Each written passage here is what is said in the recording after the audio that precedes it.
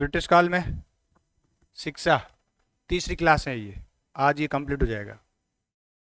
ठीक है, प्रश्न आता है, प्री में भी आता है, मेंस में भी प्रश्न आता है और प्रश्न बिल्कुल सीधा होता है, फैक्चुअल होगा पूरा का पूरा, कॉन्सेप्चुअल नहीं होगा, पूरा फैक्चुअल होगा, जो भी आएगा फैक्ट्स होगा। चाहे चार्ल्स वुड का डिस्पैच हो, चाहे हंटर शिक्षा आयोग हो, या आर्टोंग हो, या थॉमस रेले हो, या ब्रिटिश काल में शिक्षा का विकास है। विकास आता है तो जो पहले दिन मैंने करवाया था ना सारांश, वो एक तरह से वो पूरा उतना ही लिखना है, तो प्रत्येक पॉइंट को छूते हुए चलना है। हंटर आयोग पहले कौन सा किया था अपन ने? चार्ल्स वुड का डिस्पैच 1854 में, भारतीय शिक्षा का मैग्ना कार्टा कहते हैं, जिसमें भारत की भावी शिक्षा की रूपरेखा तैयार की गई थी। टीचर ट्रेनिंग कॉलेज, लंदन विश्वविद्यालय, कुछ फैक्ट्स याद कर लोगे ना तो मेंस में काम आ जाएंगे। जैसे बालिका शिक्षा पर बल दिया, स्त्री शिक्षा पर, लंदन की तर्ज पर भारत में विश्वविद्यालय स्थापित करना है, तकनीकी शिक्षा को बल देना, टीचर ट्रेनिंग इंस्टीट्यूट की स्थापना करना, सरकारी भागीदारी के साथ साथ शिक्षा को बढ़ावा देने के लिए निजी प्रयासों को प्रोत्साहन देना, निजी प्रयासों को प्रोत्साहन देना। विश्वविद्यालय में क्या थे? कुलपति, उपकुलपति और फेलो थे, उनसे मिलाकर क्या बनता था? सीनेट बनता था। सीनेट क्या काम करता था? नियम, उपनियम वगैरह, विधि वगैरह उसका का निर्माण करने का काम। इतने पॉइंट कर लो, हो जाएगा। शुरुआत में चार्ल्स वुड का डिस्पैच गठन कब हुआ, किसके शासनकाल में हुआ, और इसका उपनाम क्या है? मैग्ना कार्टा कहते हैं। कंप्लीट है ये, 50 वर्ष हो जाएंगे इतना लिखोगे तब। हंटर शिक्षा आयोग 1882-83 का है, रिपन के काल का है। किस काल का है?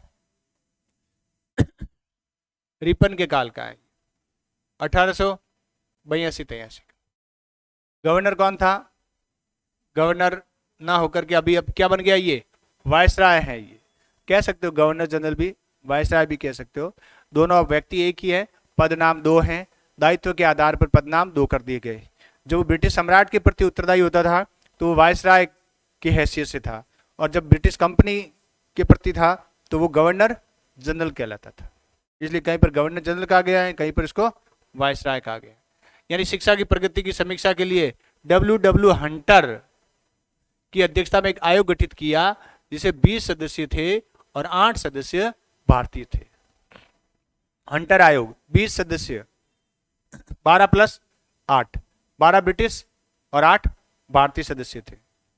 8 भारतीय सदस्य थे, ध्यान रहे। W हंटर के आयोग, ये इंपॉर्टेंट है इसका।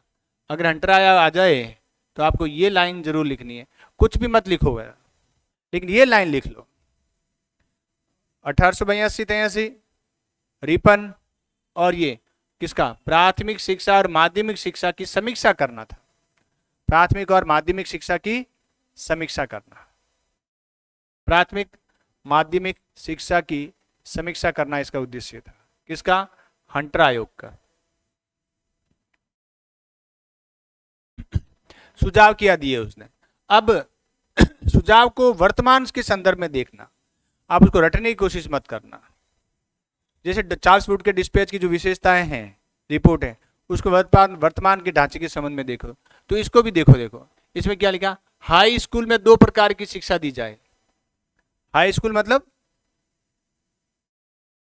10वीं क्लास, हाई 12वीं क्लास, 11वीं तो थी नहीं उस दौरान, 10वीं और 11वीं, या 10वीं से लेकर 12वीं तक की।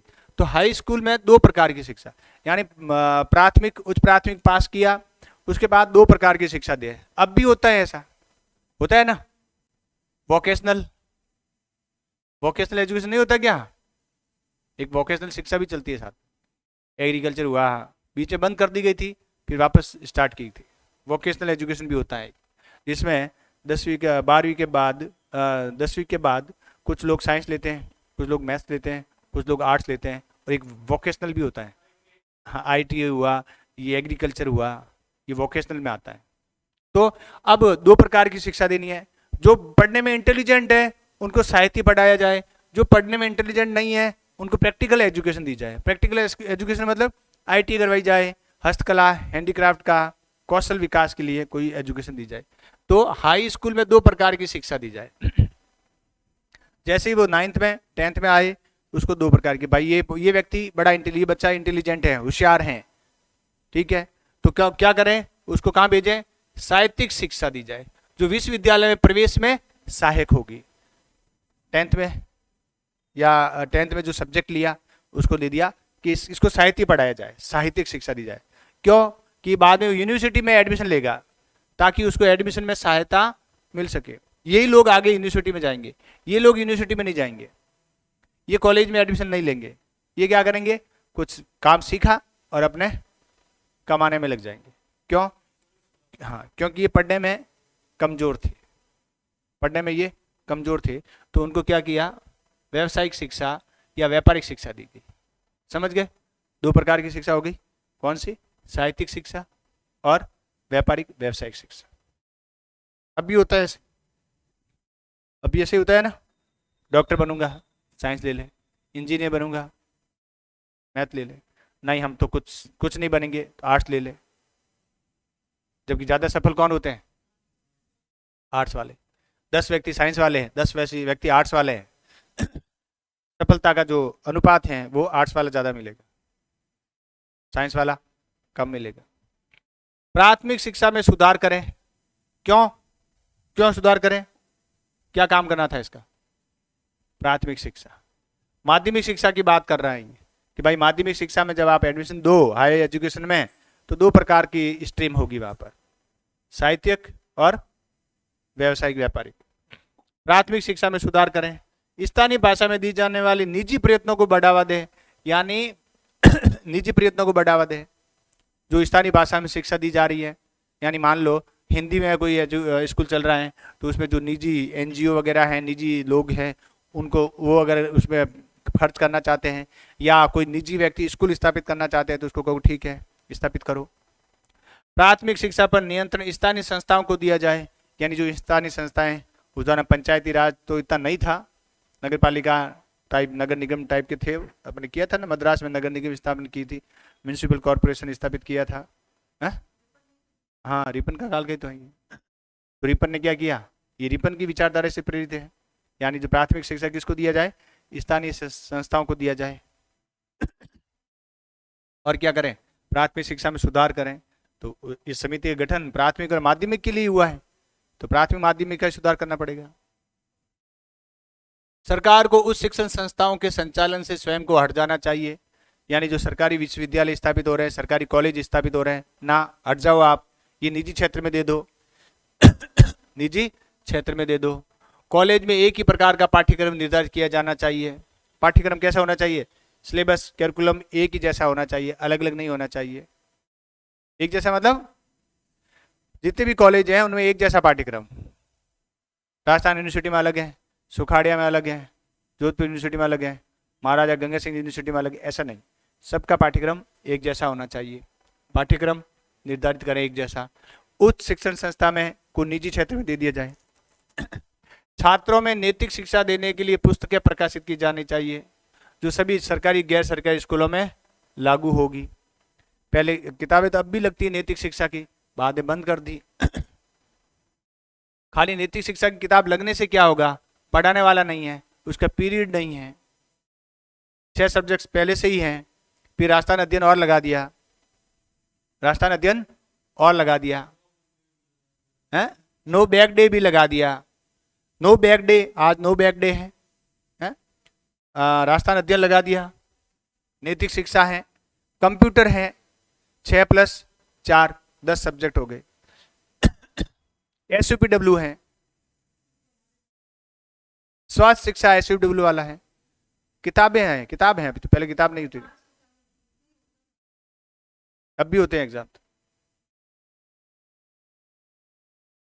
महिला शिक्षा के संबंध में पर्याप्त विकास नहीं होने पर हंटर ने इसकी आलोचना की, यानी 1854 में जो महिला शिक्षा को बढ़ावा देने के लिए वुड ने रिपोर्ट दी थी, उसके बाद महिला शिक्षा का बढ़ावा नहीं मिला। उसने कहा कि गलत बात है, ये गलत बात है।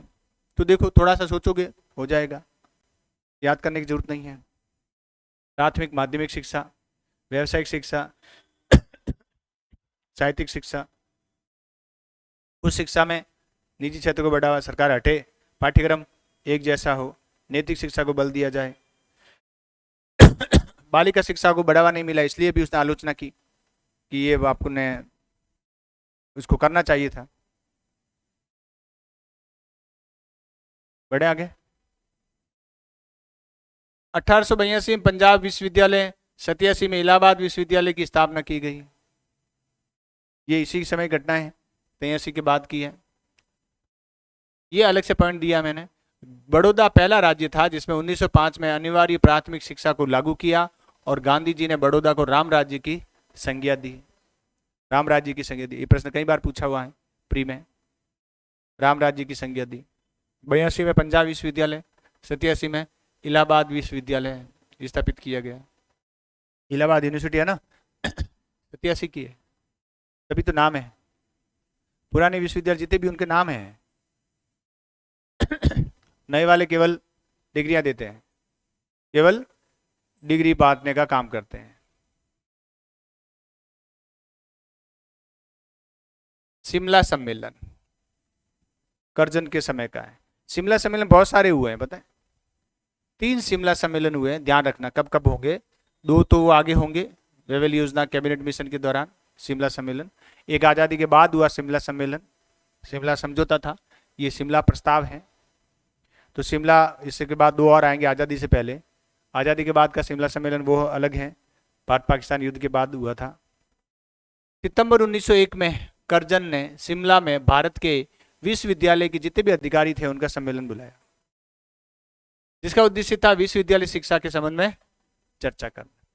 जितने भी कुलपति, उपकुलपति, कुलाधिपति, जो भी आचार्य प्राचार्य थे, उन सबको शिमला में बुलाया 1901 में करजन ने। क्या करना कि भाई विश्वविद्यालय शिक्षा के संबंध में बात करनी थी। करजन ने मैकाले शिक्षा की आलोचना की कि ये सही शिक्षा नहीं, क्योंकि अंग्रेजी पे ही बल दिया जा रहा था। शिमला प्रस्ताव क्या था, किसने बुलाया, करजन ने 1901 में। उद्देश्य क्या था, विश्वविद्यालय शिक्षा के संबंध में चर्चा करना।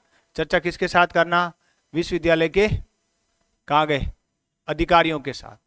विश्वविद्यालय के जितने भी जो कुलपति, उपकुलपति थे, आचार्य प्राचार्य, फेलो थे, उनके साथ क्या करना, चर्चा करना। और उसका उद्देश्य सरकार का नियंत्रण बढ़ाना था। करजन का उद्देश्य क्या था, विश्वविद्यालयों पर शिक्षा पर सरकार का नियंत्रण स्थापित करना। आगे करेगा भी, देखो।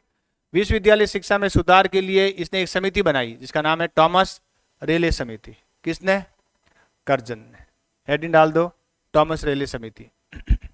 टॉमस रेले समिति, टॉमस रेले समिति या कमीशन। 1902 में, 1901 में शिमला प्रस्ताव की रिपोर्ट आई, फिर उसने एक कमेटी बनाई। करजन ने टॉमस रेले की अध्यक्षता में एक समिति गठित की जिसमें सैयद हुसैन बिलग्रामी और जस्टिस गुरुदास बनर्जी भी शामिल थे। 2 भारतीय थे इसमें, सैयद हुसैन बिलग्रामी और गुरुदास बनर्जी शामिल थे। टॉमस रेले अध्यक्ष था इसका। समिति का नाम क्या था, टॉमस रेले समिति, 1902 में। उद्देश्य क्या होगा, विश्वविद्यालय होगा, देखो, उच्च शिक्षा और विश्वविद्यालय शिक्षा के संबंध में सुधार देना। पहले चार्ल्स वुड में क्या हुआ था, शिक्षा की रूपरेखा बनी है। हंटर क्या था, प्राथमिक और माध्यमिक। देखो धीरे धीरे आगे बढ़ रहे हैं, ऊपर जा रहे हैं। चार्ल्स वुड शिक्षा की रूपरेखा, हंटर प्राथमिक माध्यमिक। करजन आया, अब क्या कर रहा है वो, उच्च शिक्षा और विश्वविद्यालय, टॉमस रेले कमीशन। रेले की सिफारिश के आधार पर 1904 में विश्वविद्यालय अधिनियम पारित हुआ जिसमें कलकत्ता विश्वविद्यालय में गैर सरकारी सदस्यों की संख्या को कम कर दिया गया। यानी कलकत्ता विश्वविद्यालय को क्या बना दिया, सरकारी विश्वविद्यालय बना दिया। पहले सीनेट में गैर सरकारी सदस्य ज्यादा होते थे, अब उनकी संख्या कर दी कम। कब, 1904 में एक अधिनियम बनाया जिसका नाम था विश्वविद्यालय अधिनियम। टॉमस रेले 1902 2। गठन किया कर्जन ने। काम क्या था?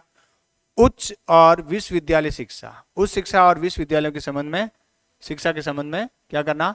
सुझाव देना, चर्चा करना था। विषय वस्तु ध्यान रखना, उद्देश्य ध्यान रखना, बाकी भूलो तो कोई दिक्कत नहीं है, उद्देश्य ध्यान रखना है। इन सदस्यों को भूल जाओ तो कोई दिक्कत नहीं है, उद्देश्य ध्यान रखना।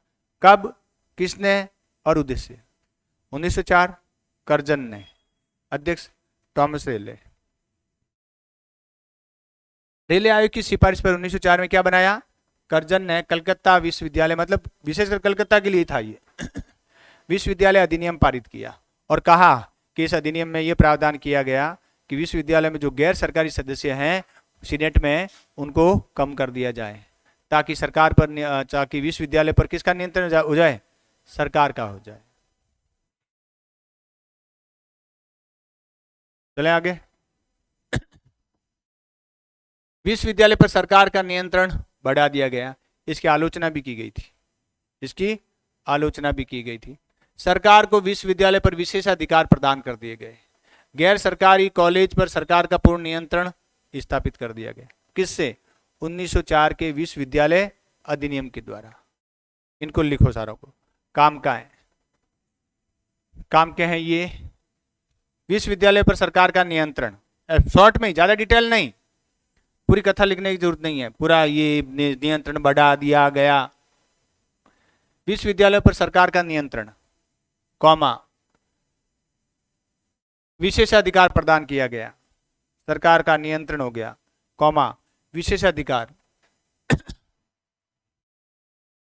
और गैर सरकारी कॉलेज पर पूर्ण नियंत्रण, सरकार का पूर्ण नियंत्रण स्थापित किया गया। समझ गए?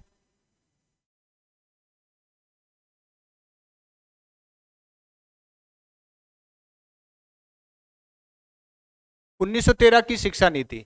यहां थोड़ा शिक्षा का जो कार्य क्षेत्र है वो थोड़ा चेंज कर देंगे कि शिक्षा के लिए काम कौन करेगा। देखो यहां कुछ लिखा होगा, ये यहां पर शिक्षा को उनको दे दिया गया था, राज्यों को दे दिया गया था, राज्य सूची में डाल दिया गया था, अभी केंद्र के पास थी। देखो 1913 की शिक्षा नीति के द्वारा क्या किया? विश्वविद्यालयों में के संघीय स्वरूप को समाप्त कर दिया। जो कर्जन ने किया था ना, कर्जन ने विश्वविद्यालयों पर सरकार का नियंत्रण बढ़ाया था, उसको अब समाप्त कर दिया, नियंत्रण को कम कर दिया, संघीय स्वरूप को कम कर दिया। एकात्मक और आवासीय संस्थाओं के रूप में पुनर्गठित किया और महाविद्यालयों को विश्वविद्यालय के रूप में स्थापित किया। जितने बड़े बड़े कॉलेज थे उनको क्या बना दिया? यूनिवर्सिटी बना दिया। क्या बना दिया? यूनिवर्सिटी बना दिया। एकात्मक और आवासीय संस्थाओं, जब वहां रहना, वहीं पढ़ना, वहीं सोना, खाना पीना रहना पढ़ना सारा एक ही जगह, और एकात्मक बना दिया गया, संगठित, एक ही जगह सब कुछ। ज्यादा इंपॉर्टेंट नहीं है, थोड़ा ध्यान रखना है, ये इंपॉर्टेंट है। सरकार का नियंत्रण है वो क्या कर दिया? समाप्त कर दिया गया। जैसा कर्जन ने स्थापित किया था वैसा। अभी 1913 की बात है ये। हॉर्डिंग इस समय भारत का गवर्नर जनरल है, वायसराय। हॉर्डिंग है गवर्नर जनरल इस समय, वायसराय। अगला है सैडलर आयोग। सैडलर आयोग 1917 में 1917 सर सैडलर की अध्यक्षता में गठित आयोग। काम क्या था? कलकत्ता विश्वविद्यालय माध्यमिक और स्नातकोत्तर शिक्षा के संबंध में सुझाव देना। यानी कलकत्ता माध्यमिक शिक्षा, स्नातकोत्तर शिक्षा और कलकत्ता विश्वविद्यालय, 3 हो गए। कौन सा? सबसे पहले क्या लोगे? माध्यमिक शिक्षा। नीचे से ऊपर चलो, देखो अभी तक क्या आया था? पहले क्या था? चार्ल्स वुड का डिस्पैच, पूरी रूपरेखा तैयार करना। हंटर प्राथमिक माध्यमिक, फिर कर्जन आया, यूनिवर्सिटी को सरकार का नियंत्रण। थॉमस रेले, सरकार का नियंत्रण बढ़ा दिया गया। फिर आया सैडलर, सैडलर ने सबको मिक्स कर दिया। मिक्स क्या किया? देखो ये हंटर को शामिल कर दिया, किया कि नहीं किया? हैं? कलकत्ता विश्वविद्यालय थॉमस रेले को भी शामिल कर दिया, स्नातकोत्तर ये तो यूनिवर्सिटी का ही है, तो दोनों शामिल कर दिया। प्राथमिक शिक्षा अब यहाँ से गौण हो गई है, प्राथमिक शिक्षा गौण हो गई, प्राथमिक शिक्षा पंचायत उनको दे दी, राज्यों को दे दी है 13 के द्वारा, 13 में। इस आयोग में जियाउद्दीन अहमद और आशुतोष मुखर्जी शामिल थे, जियाउद्दीन अहमद और आशुतोष मुखर्जी शामिल थे, जियाउद्दीन अहमद और आशुतोष मुखर्जी। सिफारिशें क्या दी, अब काम क्या कर रहा है ये, माध्यमिक शिक्षा, माध्यमिक शिक्षा के बाद क्या आएगी, विश्वविद्यालय शिक्षा ही तो आएगी, तो ये क्या काम करेगा, माध्यमिक और विश्वविद्यालय के बीच में सुधार करेगा। तो देखो 1904 में भारतीय विश्वविद्यालय अधिनियम की आलोचना की, जो थॉमस रेले की सिफारिश पर बना था ना, थॉमस रेले की सिफारिश पर 1904 में जो कलकत्ता विश्वविद्यालय के लिए विश्वविद्यालय अधिनियम बना, उसकी आलोचना की कि ये गलत बात है, आपने इस अधिनियम बना करके सरकार यूनिवर्सिटी पर, कॉलेज पर, निजी कॉलेजों पर सरकार का नियंत्रण बढ़ा दिया, ऐसा नहीं होना चाहिए, इससे शिक्षा क्या होगी, बाधित होगी, शिक्षा बाधित होगी। विश्वविद्यालय में कुलपति नियुक्त करने का सुझाव दिया। विश्वविद्यालय में क्या कहा, अभी तक कुलपति नहीं है, कुलपति अभी तक नहीं है, अब कहा कि विश्वविद्यालय में कुलपति नियुक्त करो। पहले कहा था, चार्ल्स वुड ने कहा था कि कुलपति होना चाहिए, अब जाके कुलपति नियुक्त हो रहे हैं, कुलपति नियुक्त करने की सिफारिश की, सुझाव दिया। माध्यमिक और विश्वविद्यालय शिक्षा के माध्यम से इंटर परीक्षा को विभाजक रेखा के रूप में माना और 12 वर्षीय स्कूल शिक्षा का सुझाव दिया। ये क्या कह रहा है, माध्यमिक ये सेकेंडरी और ऊपर क्या है, यूनिवर्सिटी, इनके बीच में क्या होगा, इंटर परीक्षा होगी। इंटर परीक्षा को विभाजक रेखा के रूप में, अभी इंटर एग्जाम होता है ना, इंटरमीडिएट, हाँ ये दिल्ली यूनिवर्सिटी में, वहां दिल्ली में जो बोर्ड है वो इंटर कहलाता है, वो क्या कहलाता है, इंटर कहलाता है। यहाँ अब नहीं कहलाता सभी जगह, 10th 12th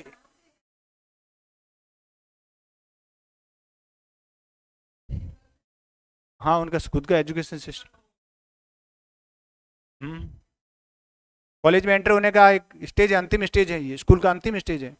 तो ये क्या देखो, इंटर मध्य इंटर परीक्षा का विभाजक रेखा मान लिया गया, यानी सेकेंडरी के बाद कॉलेज में एडमिशन लेने के लिए तैयारी कहाँ हो रही है, माध्यमिक एजुकेशन, माध्यमिक स्तर पर होती है, सेकेंडरी एजुकेशन पे, सेकेंडरी लेवल पे हो रही है, ये सेकेंडरी लेवल पर है।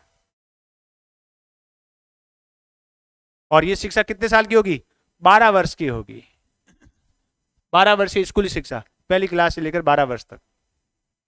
फिर 12वीं में पास होने के बाद फिर 12वीं में को क्वालिफाई पास करने पर क्या जाएंगे, कहाँ जाएंगे, यूनिवर्सिटी में जाएंगे। इंटरमीडिएट महाविद्यालय प्रशासन के लिए माध्यमिक अथवा उत्तर माध्यमिक बोर्ड गठित किया गया। इंटरमीडिएट यानी ये क्या है, ये माध्यमिक और उत्तर माध्यमिक बोर्ड, यानी सेकेंडरी और higher secondary board. Secondary board होता है ना, अब तो एक ही है, राजस्थान में जैसे एक ही है, secondary board of education Ajmer, वही है ना सेकेंडरी बोर्ड, वही क्या है, हायर सेकेंडरी भी है, बोर्ड एक ही है, माध्यमिक शिक्षा बोर्ड अजमेर राजस्थान। ठीक, 12वीं तक पढ़े, फिर एंट्रेंस एग्जाम उसी आधार पर, 12वीं का जो एग्जाम हुआ है उसके नंबर के आधार पर कहाँ होगा एडमिशन, यूनिवर्सिटी में होगा। ये तो है, देखो इंटर परीक्षा को विभाजक रेखा मान लिया गया। इंटर परीक्षा से पहले कितने साल की एजुकेशन होगी, 12 साल की होगी, कितने साल की, 12 साल की।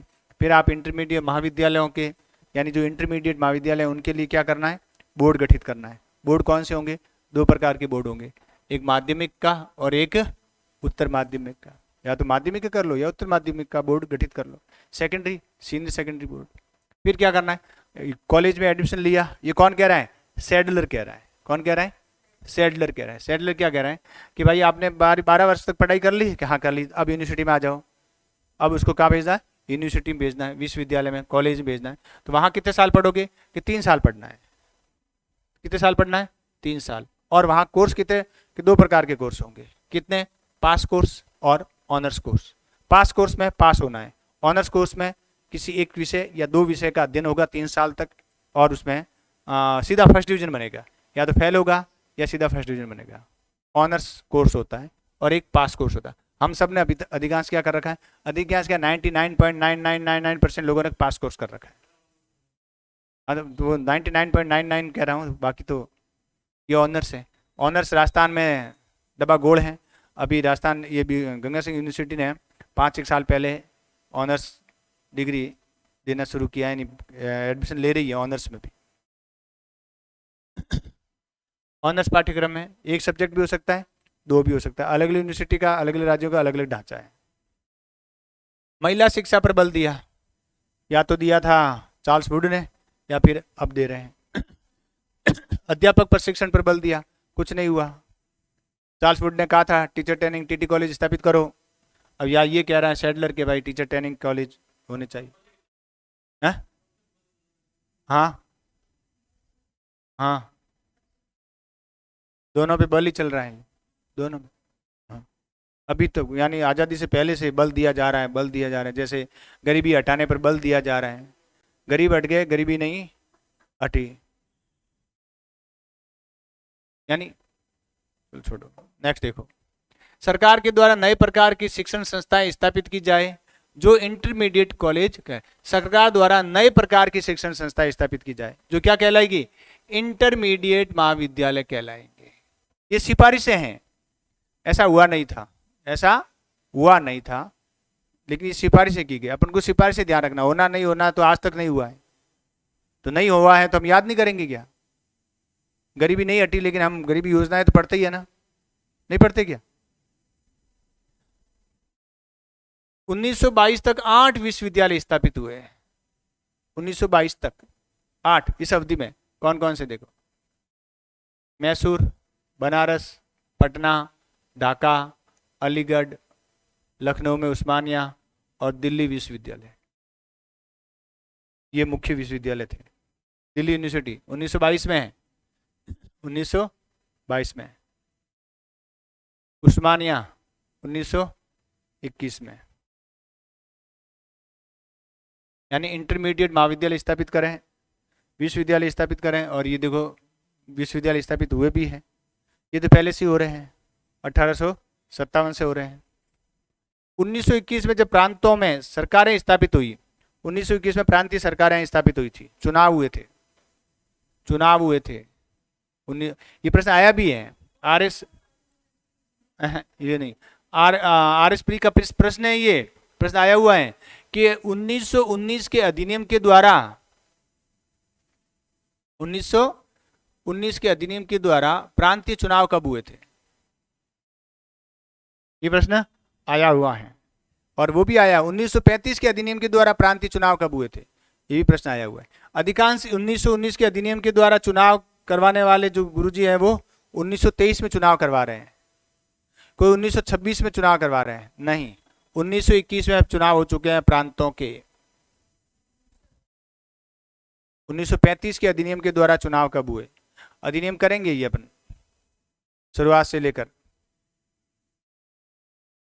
यानी 1921 में जब प्रांतों में प्रांतीय सरकारें स्थापित हुई तो 1919 के अधिनियम के द्वारा शिक्षा को राज्य सूची का विषय बना दिया गया। 1921 में प्रांतीय सरकारें गठित हुई तो उन्होंने क्या किया, जो इससे पहले 1919 का अधिनियम बन चुका है, उस अधिनियम में ये प्रावधान था कि शिक्षा को किसको दे दिया जाए, प्रांतों को दे दिया जाए, एजुकेशन राज्यों को दिया जाए। अब भी राज्य एजुकेशन किस सूची में है, राज्य सूची विषय में, राज्य सूची का विषय, ये ध्यान रखना। 37 में, 35 के अधिनियम के द्वारा 37 में चुना। 2 साल क्यों लग गए थे, वो तो अधिनियम बना लागू, ये कोई अनिवार्य थोड़ी था चुनाव करवाना, अनिवार्य नहीं था चुनाव करवाना। Sir Philip Hartog commission, sir Philip Hartog, यानी हाथ और टोंग, हाथ और टोंग, हार्टोंग कमीशन। इसकी क्या कह रहे हैं, ये शिक्षा 1929 के बाद 1929 में शिक्षा में, यानी 2017 से लेकर 29 की अवधि में शिक्षा में थोड़ी थोड़ी गिरावट आनी हो गई थी, कुछ काम नहीं हुए थे। तो उसने उस गिरावट को रोकने के लिए, गिरावट का कारण क्या है उसको रोकने के लिए, पता लगाने के लिए कमेटी बनाई, जिसका नाम क्या रखा, उसका अध्यक्ष कौन था, सर फिलिप हार्टोग। इसने क्या क्या सिफारिशें दी देखो, यानी 1929 सर फिलिप हार्टोग, उद्देश्य शिक्षा की गिरावट के संबंध में रिपोर्ट तैयार करना, शिक्षा में जो गिरावट है उसकी रिपोर्ट तैयार करना। अब रिपोर्ट में क्या कहा, प्राथमिक शिक्षा पर बल दिया गया। पहला पॉइंट, पॉइंट वाइज लिखना।